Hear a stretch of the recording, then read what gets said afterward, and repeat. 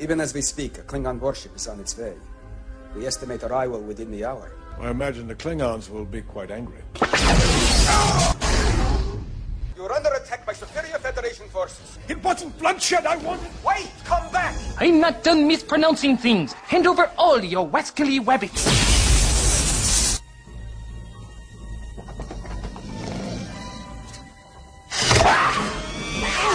And number 5 on Shatner's very bizarre bucket list finally gets fulfilled.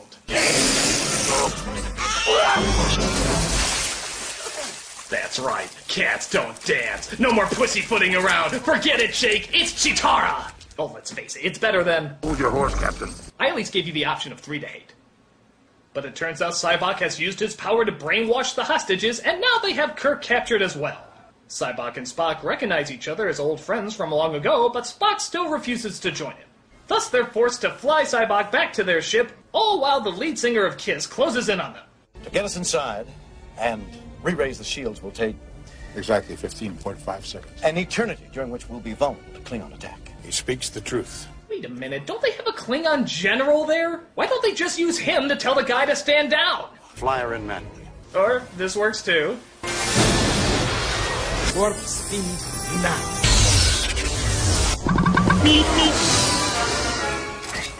So Kirk, Spock, and Bones are put in the ship's prison while Sybok continues to brainwash the crew by taking away their pain. But we also find out some very interesting info. I ordered you to defend your ship. You ordered me to kill my brother. You mean he's your brother? Sybok couldn't possibly be your brother because I happen to know for a fact you don't have a brother. Technically, you are correct. Yeah, you see? I have a half-brother. So what I told you was true, from a certain point of view. Yeah, they pulled the old "you never asked" trick just so they can connect these two together.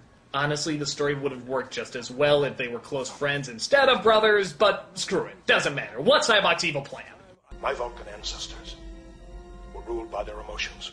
They believed in a place in which these questions of existence would be answered. The greatest adventure of all time. The discovery of Shakari at the center of the galaxy. So, and I swear I'm not kidding here, Sybok is literally looking for God. Oh, and I don't mean in a spiritual sense or look within yourself. No, I mean physically locate him. Find out where he's been hiding. And he thinks that God's been covering up heaven for all these years behind something called the Great Barrier. No ship has ever gone into the Great Barrier. No probe has ever returned. Oh, and don't think I'm misinterpreting that this is God or heaven, because he literally uses those terms later. Place from which creation sprang. Heaven. Eden. Call it what you will. God's a busy man. Yeah, kinda hard to believe they're really going here.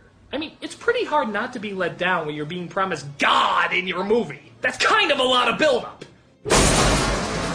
What are you standing around for? Do you not know a jailbreak when you see one? But Scotty breaks them out of their cell and tells them where he thinks they can get a distress signal out. And is it me, or is the placement of those pipes really kinda stupid?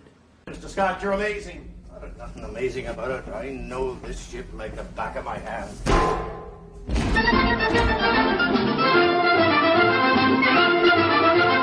They start climbing to get to their location, but Spock believes he has found a faster way. I believe I found a faster way.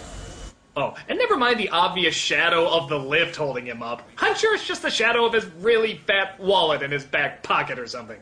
It appears we're too heavy. Must be those marshmallows. Fire the rockets!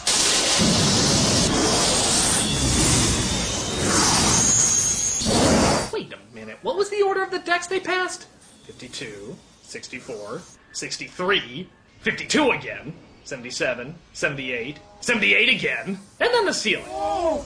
No, why did you stop? Apparently the layout of this ship is like a video game glitch. You keep going higher and higher, and yet somehow you keep getting lower and lower. Go through the ceiling, I'm sure you'll end up at the floor again. But they're caught once again, and Sybok decides to have a little chat. I want your respect.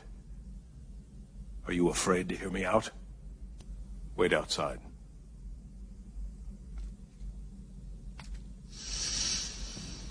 Okay, beat him up. I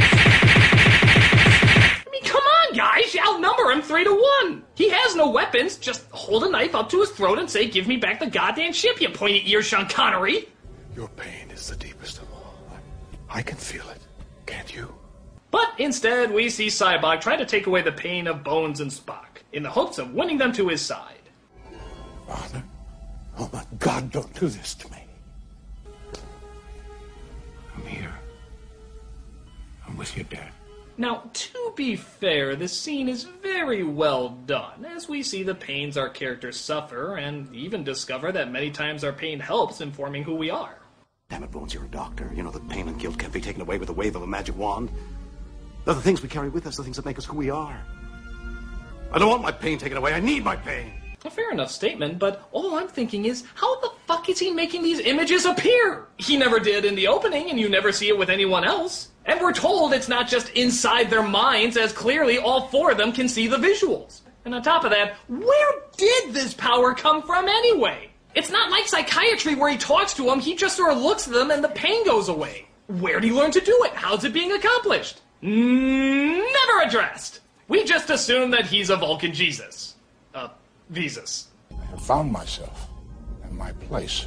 I know who I am, and I cannot go with you. Sybok's brainwashing doesn't seem to work on them, but they decide to join him anyway, because they're as curious as he is. You sure you didn't brainwash him? They say notion can survive this. I say they're wrong. I say the danger is an illusion.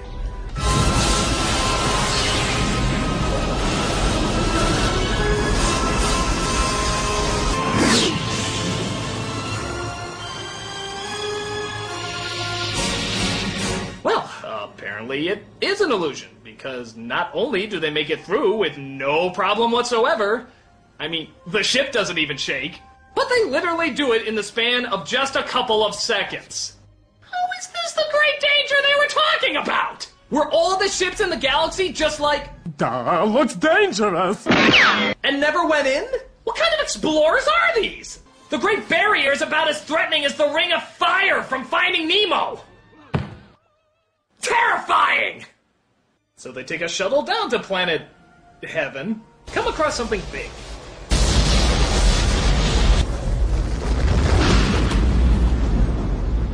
It appears when the remains of a Brontosaurus burger, Captain.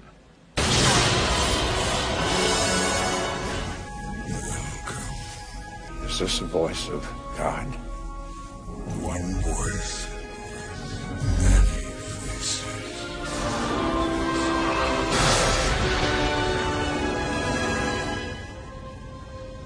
Lives as your expectations. The Cowardly Lion is God? I'm the Messiah! I'm the Messiah! Hallelujah!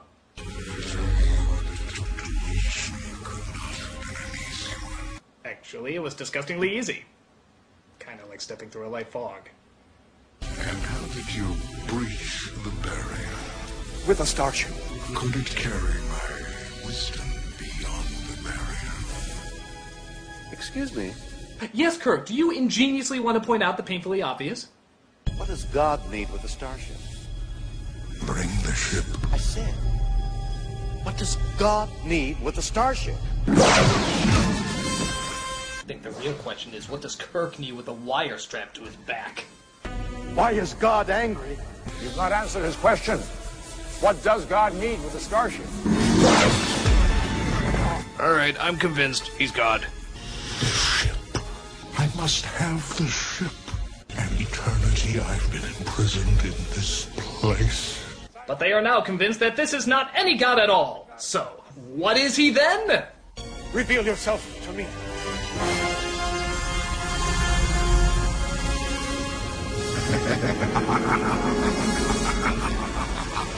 What's wrong? Don't you like this face? What a twist? I don't even get it. It's him, but it's not him? They never really explain it. This is my doing. This is my arrogance. My vanity. I am you, and you are me. I am you. You and me? I am you. So Sybok tries to fight off the... whatever, as Kirk has his ship fire a torpedo at it. It kills Sybok, but doesn't seem to destroy the entity. But the teleporter starts working, but can only beam up 2 people, so Kirk says beam up Spock and Bones.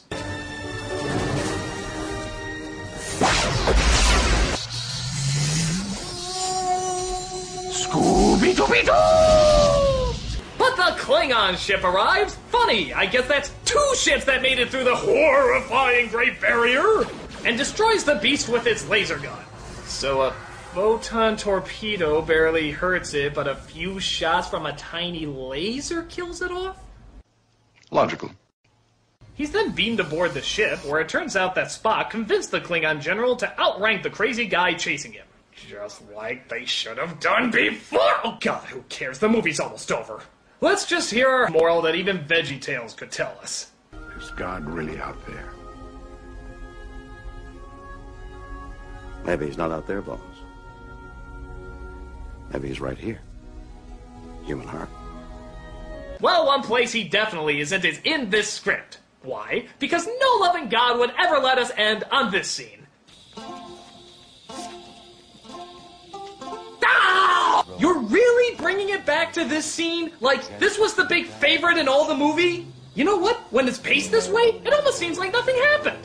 Bones, did we do a weird thing where we searched for God and Spock lost his brother? If it's not mentioned in the next Star Trek movie, I don't care.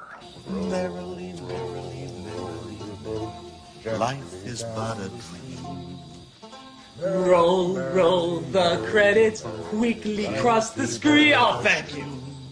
Whew, that was Star Trek V, and let me tell you, for a movie about finding God, I really feel like nothing was accomplished. At times it can have some good moments, even some good character development, but a lot of the scenes don't tie together, a lot of characters seem pointless. The comedy is really bad, and plus, the story is just beyond ridiculous. I feel closer to finding God in History of the World Part 1 than I did with this film. And granted, the next film is a lot better, but we still have a whole nother generation of movies. I'm the Nostalgia Critic, I remember it, so you don't have to.